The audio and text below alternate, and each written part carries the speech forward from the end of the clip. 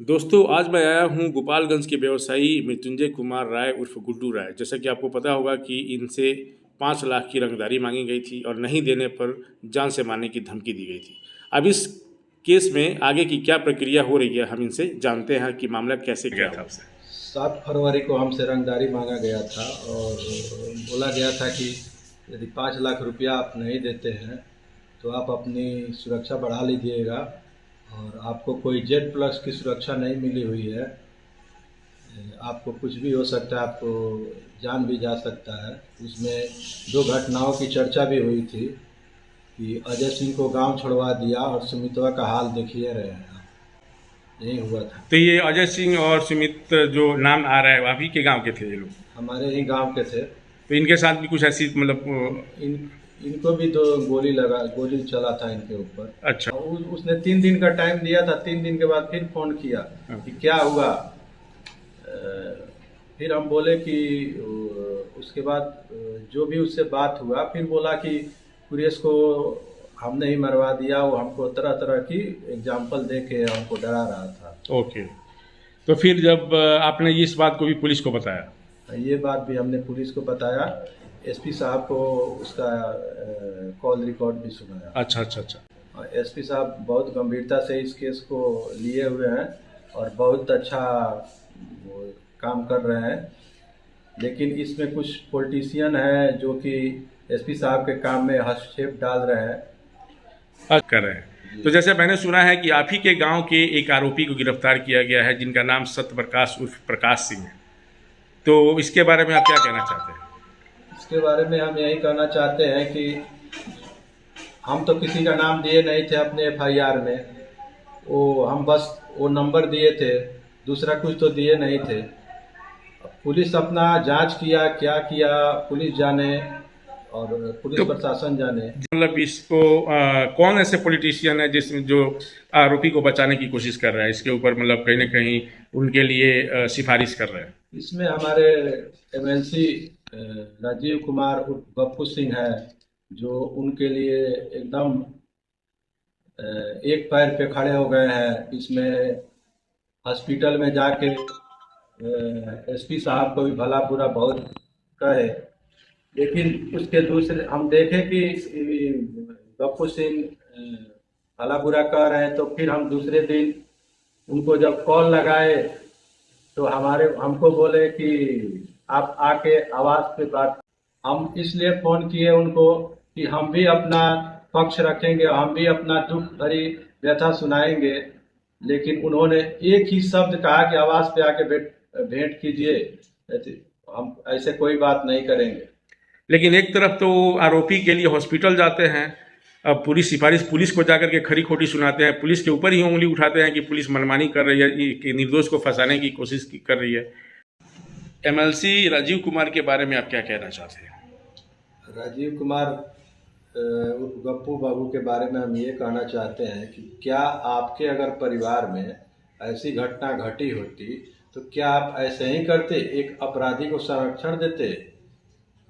आपने तो कभी पूछा नहीं कि हमारा क्या हाल है, कैसे है, लेकिन फिर भी आप अपराधी को संरक्षण दे रहे हैं। आप भी एक व्यवसायिक वर्ग से आते हैं, आप भी किसी दिन छोटे व्यवसायी रहे होंगे, एक ही बार इतना बड़ा व्यवसायी हुए नहीं होंगे। अगर आपके साथ ऐसी होती तो क्या आप यही काम करते जो काम आपने हमारे साथ किया? एक अपराधी को संरक्षण दे रहे हैं और पुलिस प्रशासन को उनके काम में आप अड़ंगा डाल रहे हैं, उनके काम को करने नहीं दे रहे हैं सही, सुचारू रूप से, सही से, न्यायपूर्वक। मैंने आप ये कहना चाहते हैं कि अगर उनके परिवार के साथ इस तरीके की धमकी दिया गया होता तो क्या राजीव कुमार जी ऐसे ही एक अपराधी को बचाने के लिए खड़े होते? सम्राट चौधरी के अनुसार तो यहाँ सुशासन की सरकार है, लेकिन सम्राट चौधरी के ही पार्टी में ऐसे नेता है जो खुलेआम अपराधी को संरक्षण दे रहे हैं, जो कि हमारे केस में देखने को मिला है। जो कि गप्पू सिंह का वीडियो जो वायरल हुआ है उसमें कोई भी देख सकता है, वो चाहे सम्राट चौधरी हो या अमित शाह हो या नरेंद्र मोदी हो, कोई भी देख सकता है। उनका वीडियो वायरल है। कैसे वो एक आईएएस ऑफिसर के लिए के साथ पेश आ रहे हैं, ये सभी लोग देख सकते हैं। तो बहुत आशा लगा के उनको फ़ोन किए थे, लेकिन वो एक टुक में हमारे पूरे आशा को तोड़ दिए।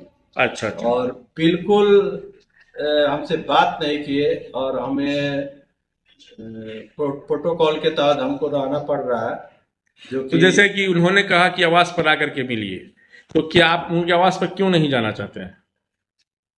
हमको जब भी कहीं जाना होता है तो हमारे जो भी यहाँ पे गार्ड है वो सीधा अपने अधिकारी से बात करते हैं, अधिकारी उनको ऑर्डर देते हैं, तब हम बाहर जाते हैं। यानी पुलिस ने आपको अपना दिशा निर्देश दिया है कि आपको मतलब बाहर कहीं पर भी ऐसे अननेसेसरी नहीं जाना है। जी, तो देखिए ये बात तो बिल्कुल सही है कि मतलब, लेकिन वो तो मान लीजिए कहीं ना कहीं आपके जनप्रतिनिधि हैं, आपका क्षेत्र उन्हीं के क्षेत्र में आता है ना। हाँ, हमारे क्षेत्र में। तो एक बार मतलब ये मामले की गंभीरता को देखते हुए तो उनको एक बार आपके पास विजिट करना चाहिए। वो एक बार भी नहीं, जो बात करना नहीं चाहते हैं वो विजिट क्या करेंगे। बहुत गलत हुआ ऐसे नेता को चुन के, हम लोग उनको पहचाने नहीं। राजीव कुमार जैसे एक एमएलसी से क्या आपको लगता है कि एक ऑफिसर के बारे में इस तरीके की अभद्रता भरा भाषा का इस्तेमाल करना आपको लगता है कि ये सही है? नहीं, वो तो बिल्कुल सही नहीं है। वो नेता है, वो आईएएस ऑफिसर है, उनको ऐसा नहीं बोलना चाहिए। वो बहुत रेस्पेक्टफुल पद है आईएएस एसपी साहब का, लेकिन उनको थोड़ा सा भी इज्जत नहीं किए, और एक अपराधी को बचाने में, कहीं एक पीड़ित व्यक्ति को बचाने में कुछ बोले होते तो कोई बात नहीं था, लेकिन एक अपराधी को बचाने में, जिसे पुलिस साक्ष्य के आधार पे गिरफ्तार किया, उसको बचाने में हमारे एसपी साहब को भली बुरी सुनाए, ये बिल्कुल गलत बात है। गुड्डू राय जी, इस मामले को हम आगे तक पहुंचाएंगे। और जैसा कि मैं आपके पास क्या कोई भी मेन स्ट्रीम मीडिया आपके पास कोई आया आपकी इस मैटर को आगे बढ़ाने के लिए? क्या कोई पत्रकार, दूसरा कोई पत्रकार या कोई आ रहा है आपके पास? नहीं, अभी तो कोई नहीं है। यहाँ पेपर वाले एक आध बार फोन ऑन करके पूछे हैं, जो कि पेपर में। तो क्या आपको लगता है कि मीडिया की तरफ से भी आपको मतलब प्रॉपर एक सपोर्ट जो मिलना चाहिए वो मिल रहा है कि नहीं मिल रहा है?